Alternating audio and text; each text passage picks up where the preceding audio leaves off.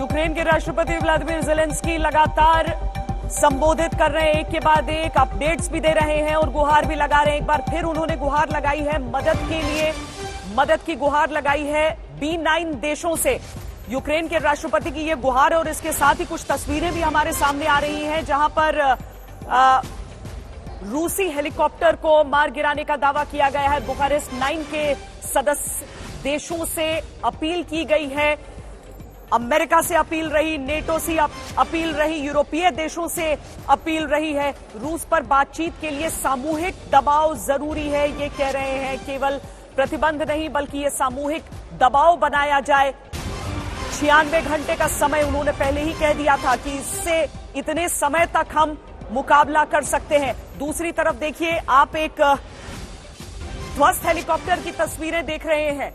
रूसी attack helicopter है ये, जो कि यूक्रेन की वायु सीमा के भीतर था।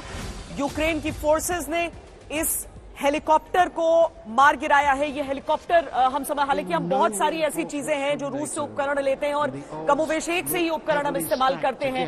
जो अटैक हेलीकॉप्टर्स जो ध्वस्त होने की इस तस्वीर को देखकर आप समझ पा रहे हैं कुछ?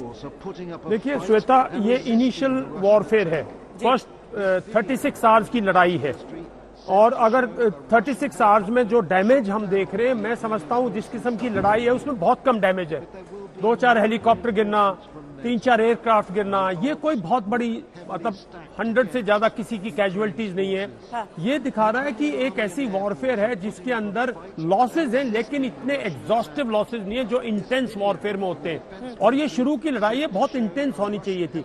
तो कहीं ना कहीं जैसे अब ये रशियन हेलीकॉप्टर है, अटैक हेलीकॉप्टर है, ये कहीं ग्राउंड फोर्सेस से कहीं ना कहीं इसको एंटी एयरक्राफ्ट गन्स से डिस्ट्रॉय किया होगा। और उससे पहले ये जो उनके टैंक कॉलम्स हैं, जो उनके मैकेनाइज्ड कॉलम्स हैं, उनके साथ इसने एडवांस लीड किया होगा, ताकि जो यूक्रेनियन टैंक्स हैं, यूक्रेनियन मिसाइल सिस्टम्स हैं, उनको न्यूट्रलाइज कर सके। इसके ऊपर भी जो 7.5 किलोमीटर इसकी जो मिसाइल है उसकी रेंज है। तो इसका ये गिरना लड़ाई में बड़ा स्वाभाविक है और ये डैमेजेस होंगे। ये डैमेजेस कोई ऐसा अलार्मिंग डैमेजेस नहीं है।